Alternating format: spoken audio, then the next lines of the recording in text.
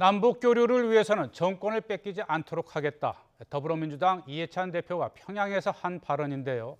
야당이 발끈하고 나섰습니다. 여당은 정권 창출이 목적인 정당의 대표로서 당연한 발언이라면서 반박하고 있지만 보수 야당들은 한 목소리로 비판하고 나서면서 남북국회 회담의 성사 가능성도 불투명해지고 있습니다. 조태영 기자입니다. 14 방북단을 이끌고 평양을 찾은 더불어민주당 이해찬 대표는 북측 관계자들과 남북 교류 확대를 위한 다양한 의견을 주고받았습니다. 특히 지난 5일 열린 남북 정치인 모임에서는 남북 국회 회담 성사를 위한 방안이 주로 논의됐는데 북측 관계자들은 자유한국당을 포함해 보수 정당의 참여 없이 국회 회담이 진행될 수 있다는 점에 우려를 나타냈습니다.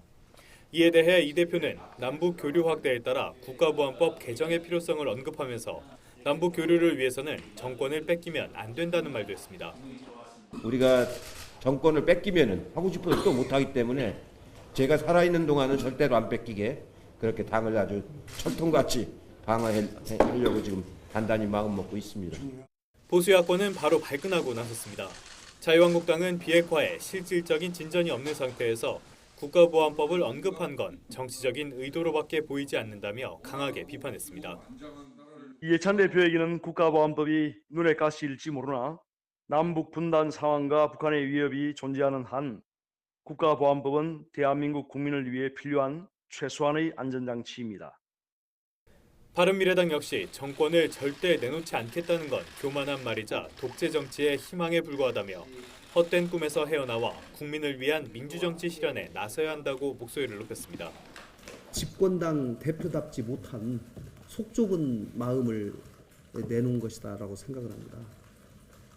평화 이슈는 어느 한 정당만이 독점을 해서는 안 되는 저는 초당적인 이슈로 접근하고 반면 더불어민주당은 정권 창출이 목적인 정당의 대표로서 당연한 말을 했을 뿐이라며 트집을 잡을 것이 아니라 한반도 평화를 위해 판문점 선언 비준동의안 처리와 남북 국회회담에 참여하라고 촉구했습니다.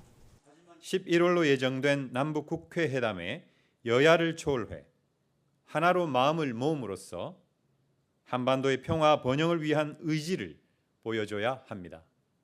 유은혜 부총리 임명 강행과 자유한국당 심재철 의원의 비공개 예산 정보 논란에 더해 이해찬 대표의 발언까지 국정감사를 앞두고 여야의 신경전이 극에 달하면서 남북 국회 회담의 전망 역시 더욱 불투명해지는 것이 아니냐는 관측이 나옵니다. YTN 조태현입니다.